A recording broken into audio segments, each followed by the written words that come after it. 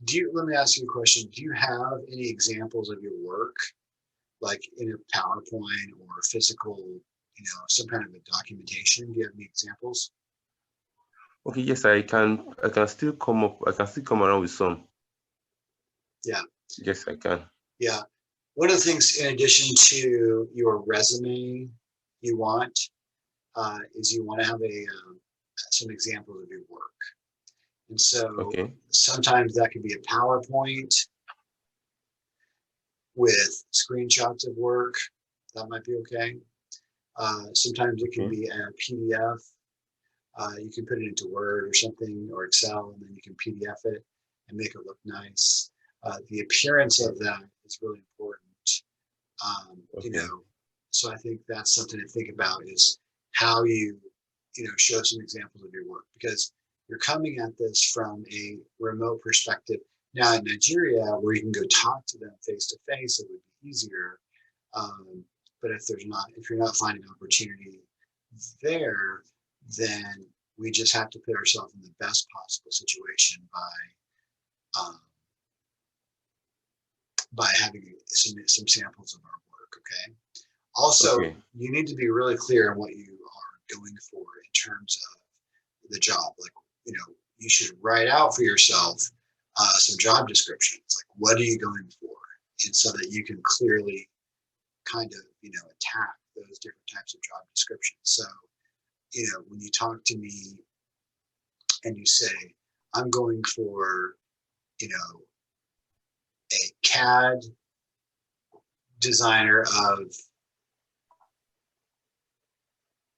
metal or plastic based products for Okay. whatever, what I mean, like come up with some things that you have done, maybe a list of things you've done, um, maybe a list of things that you are interested in as far as job titles or job types, and then when you're communicating to people over here or wherever, anywhere, you can say, Okay. I'm Hello. looking for these three or four, whatever, these types of jobs. I'm willing to work remotely.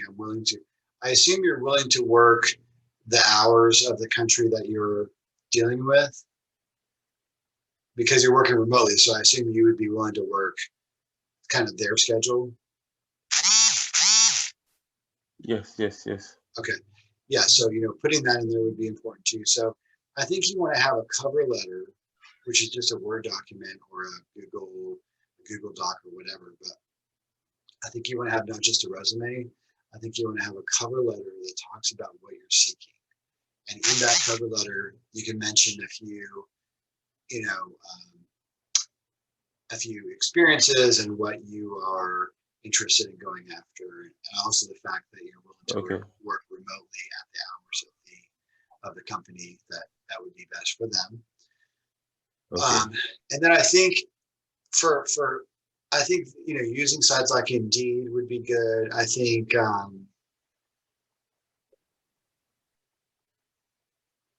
maybe Dice, but that's more IT jobs. Indeed's nice because it has a lot of different types of jobs on there. But see if you can find a job search website that has this type of thing. Maybe you can just Google and just web search engineering design jobs websites. You know what I Okay. mean? Try to find a website around that if possible. Okay. Um, but I do think that the Fiverr and Upwork kind of approach is pretty good for that Okay. short-term work. And then they can get to know you, and then maybe they'll hire you directly after you've done a job, and they'll see how you were on time, you did a good job, you were friendly, and they may want to say, Okay. "We'll hire this guy because we like what he did, and he was really nice to work with." You know what I mean? Because Okay. people kind of hire based on some of those things. But right now, you're just dealing with being remote, and you don't have a network. The last thing I really think you should think about doing is on LinkedIn you can search for people. Try to think about, you know, and this could be like a US search, it could be or UK as well, maybe. but US, the LinkedIn is very big in the US, obviously. But what I would consider doing is doing a search for the managers who would be hiring for this. Okay. Okay. And so what you can do is you can say design manager or engineering design, CAD design director, CAD design manager. I don't know what the titles are. You'll have to play with that. It'll be a little bit of work, but you'll develop what you need to start doing is you need to start understanding who are the profiles of the people that hire for this thing that you're talking about. Okay. And then basically what we're going to do is we're going to do, by the way, I'm recording this, so I can send this to you later. Okay. So I will send this to you. Okay. Yeah. Are you okay if I share this, by the way, this video? No, there's no problem. That's good. Okay, because it may help somebody else. There's a gentleman named Harshal who's in my network. He was hoping, he can't attend tonight, and he was hoping for a recording. So, all right, here's what I would do, and I would tell this to anybody on the recording as well, is that you can't necessarily only hope to find a job that's posted on these websites. So if we figure out the titles of the people who hire for this kind of thing by building a LinkedIn search, then we can go after them directly. Okay. Now here's what you're going to do. You're going to, first of all, step number one, you're going to experiment. This will be a few hours.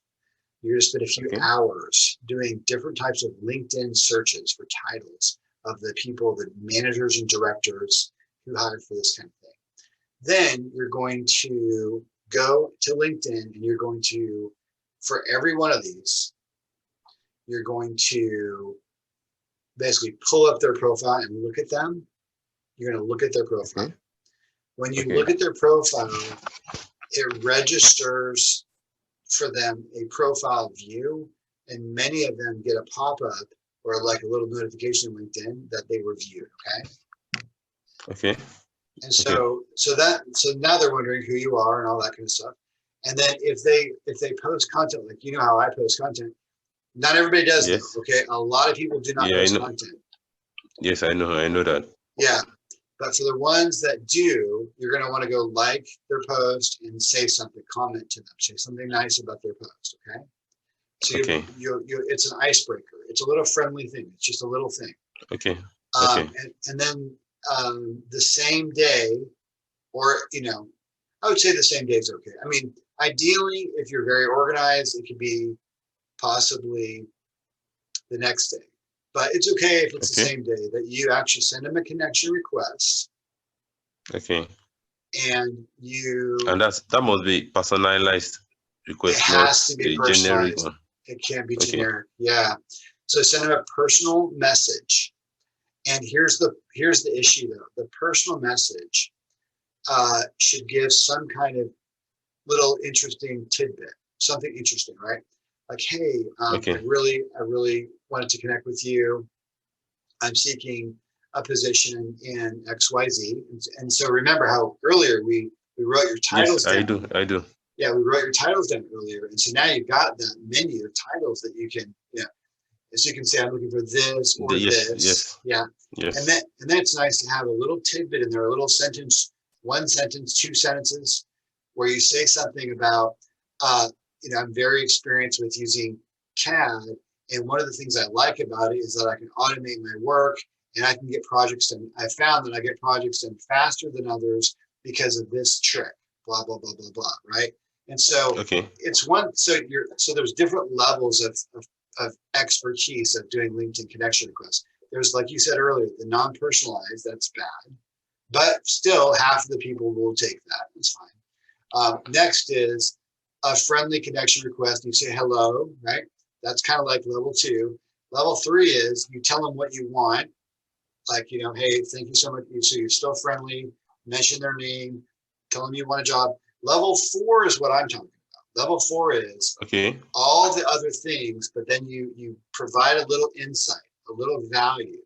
Like, I've really discovered that my work is, when I audit my work using XYZ feature in this tool, and in other tools, I found that my work is more accurate than some of my peers. I'd love to share some other tips and tricks with you on a Zoom, blah, blah, blah, blah, right? So I Okay. think a thoughtful thing like that would be really good. And so what I also really think you should do, have you seen me mention on my posts about using HubSpot? I don't think I've come across that. Okay. Maybe, So using, maybe I did. Okay. Go on. yeah, I'll just tell you. So using HubSpot.com, which is a customer or contact relationship management software, CRM, will help you Okay. stay organized. So when you, let's say you find Sally and you have now connected to her and all this stuff, Okay. you'll go copy her information into HubSpot. You go fill that out. So now you've got a Okay. contact, and then you'll have a 2 days later, you'll set a little reminder on Sally's record in Okay. HubSpot to follow up with her again. And so, Okay. and by the way, one of the things that if she does connect with you, you want to go thank her, obviously. So Okay. watch for that. So go thank her, and then say, hey, do you mind if I send you my resume? And also, do you have a time to chat? And I'd love to share some ideas that I have. Even if there's no role for me, I'm happy to share some ideas that might make a difference for you. So you're always, you can ask for things, but you're always trying to add value to that other person. You know what I mean? But if you use HubSpot.com, it'll really help you to be organized and to make sure that you have a reminder to call her back or email, in this case, LinkedIn her back, or maybe email. I think I'll try that. Yeah, it's very helpful. It changed the game for me using that. And HubSpot will connect to your email. Do you use Gmail? Yes, I do. Yeah, HubSpot can connect to your Gmail, and you can use Gmail, or you can use HubSpot to send the email, and it will track, what you sent them. And if they open it up, you'll see they opened it up. Lots of wonderful features with that, with HubSpot. So I do highly recommend that. So I've given you. How do I get? Okay. So it's free. How do I? Okay. Yeah, HubSpot.com. I'll type it in here. Okay. I'll just type it in here. Okay, I got in. Make sure to connect it to your Gmail. Okay. And it also, for people who are listening to this later, it also works with Outlook and possibly with other types of email. But most people have either Outlook or Gmail, so it works quite well with that. But I really think you should, if you follow, and I will send you this recording, if you follow what I'm talking about, I can't promise you this will happen overnight. What I can promise you is that you will start a process, which is kind of like a snowball effect, which will lead to opportunities. I guarantee it.